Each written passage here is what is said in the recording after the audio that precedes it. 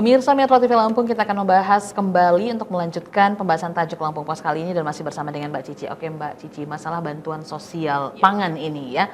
Jadi memang penyalurannya tentunya butuh sangat pengawasan. Nah, seperti apa pengawasannya? Sudahkah cukup? Sudah tepat sasaran-kah atau seperti apa Mbak Cici?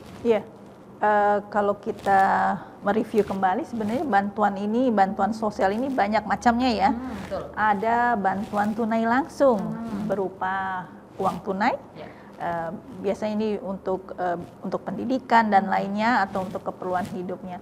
Kemudian juga ada bantuan pangan. Nah inilah yang formulasi terbaru ini. Bantuan pangan ini bukan dalam bentuk duit, memang nominalnya ada, tapi dia diberikan dalam bentuk barang. Biasanya beras, kemudian kebutuhan sembako lainnya berupa telur, gula, dan lainnya ya. Bahkan ada juga yang ayam dan lainnya. Nah, tetapi ini juga perlu dievaluasi ya. Sebenarnya memang bagus ya. Ada bantuan uang, ada bantuan pangan, karena memang kebutuhan masyarakat kita, masyarakat keluarga yang membutuhkan itu memang berbeda-beda ya. Nah, yang harus itu memang pengawasannya ya. Selain itu juga pendataan ya tadi ya kita di awal bahwa ada masyarakat yang harusnya dapat tapi tidak dapat. Karena apa? Karena pendataannya tidak benar atau mereka tidak terdata secara akurat. Inilah pentingnya kemarin itu ada dilakukan sensus ekonomi juga ya. Dari sensus ini dilihat berapa sih jumlah masyarakat kita yang masuk dalam kategori menengah. Artinya dia bisa mandiri atau boleh dibilang mapan untuk memenuhi kebutuhannya. Dan ada yang memang ekonomi bawah atau ekonomi rendah yang memang harus diberikan bantuan. Nah inilah yang harusnya mereka yang berada di garis ekonomi rendah ini yang mendapatkan bantuan. Itu pentingnya kemarin dilakukannya sensus ya, baik itu sensus ekonomi maupun sensus penduduk. Kemudian dari data ini digulirkan lagi ke masing-masing lingkungan, ya kan? Lebih kecil lagi. Lebih kecil ini supaya lebih akurat ya. Di lingkungannya sendiri melihat berapa sih jumlah mereka yang perlu dibantu. Kemudian berapa banyak, nah ini kan bisa diusulkan. Dari ini nanti ada klarifikasi.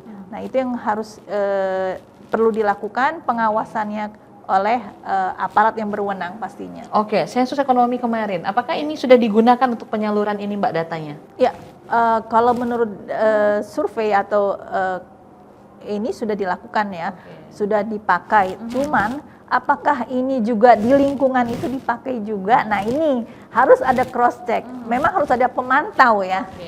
Pemantau yang melakukan pengawasan benar tidak. Kemudian masyarakat yang merasa, biasanya kalau masyarakat ekonomi bawah, kalau dia tidak dapat bantuan, dia lebih baik diam. Itu kebiasaannya.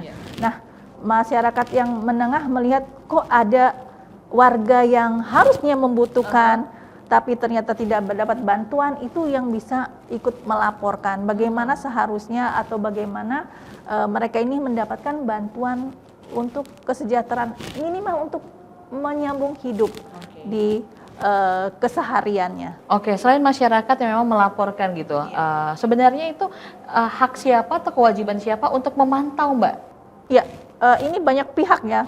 Pertama memang sudah ada dibentuk tim. Kalau di lingkungan itu ada dari lingkungan sendiri, RT, RW, kepala lingkungan itu sudah ada. Kemudian juga ada masyarakat yang memang harus independen ya, masyarakat pemantau independen. Nah kita harapkan pemantauan independen ini juga lebih jalan ya. Demi apa? Demi keadilan. Kasihan dong masyarakatnya memang yang membutuhkan, tapi ternyata dia tidak mendapatkan. Sementara pengelola ya yang mendata karena saudaranya, karena kerabatnya yang harusnya mapan dan tidak perlu mendapatkan itu diberikan. Nah ini ya, ini juga yang harus diawasi dan dievaluasi oleh kita semua ya. Berikan bantuan sosial ini kepada mereka yang benar-benar berhak. Oke. Nah, pada yang terjadi saat ini persoalan juga tentu terjadi di data, misalnya data ganda misalnya, atau permasalahan-permasalahan yang lainnya. Nah, seperti apa penanganannya ini, Mbak? Atau ada tempat lapornya langsung, atau seperti apa? Atau cukup di tingkat desa saja? Ya, harus ada posko ya, posko Oke. pengaduan. Nah, Oh, ini maksudnya harusnya, tapi belum ada? belum ada, biasanya ada. dibentuk secara swadaya ya. Oke. Nah, ini memang yang perlu dilakukan ya, verifikasi lagi. Kemudian juga pengelola di lingkungan, tingkat lingkungan juga harus welcome ya. Kalau memang ada perubahan data, ya segera dilakukan revisi. Jangan karena malas ya. Toh mereka kan sudah memang ditugasi untuk mengelola itu, gitu. Untuk ngurusin itu. Sudah ada insentifnya pastinya kan. Kalau memang seperti itu harusnya memang nggak apa-apa Mas, mereka harus kerja lebih ekstra lagi untuk benar-benar data ini, data mereka yang mendapatkan bantuan itu benar-benar fix gitu. Itu kalau memang ternyata harus direvisi, ya harus direvisi. Mereka yang sebenarnya sudah tidak perlu mendapatkan bantuan dan harus dikeluarkan, ya harus dikeluarkan. Sementara mereka yang perlu mendapatkan bantuan, misalnya ternyata jumlahnya lebih besar, ya memang harus diajukan gitu. Ke beberapa jenjang tingkat ya, sampai ke pemerintah pusat untuk memberikan bantuan ini. Ini memang benar-benar perlu kerja keras, perlu juga empati. Karena memang bantuan sosial ini sangat dibutuhkan oleh mereka yang berada di bawah ekonomi ya, di bawah garis ekonomi, sangat berharga. Beras 10 kilo itu bisa mereka gunakan untuk menyambung hidup dalam 1 bulan. Oke, jadi memang masyarakat juga sangat besar andilnya untuk pengawasan gitu ya. Secara swadaya juga bisa, salah satu solusinya bisa membuka posko.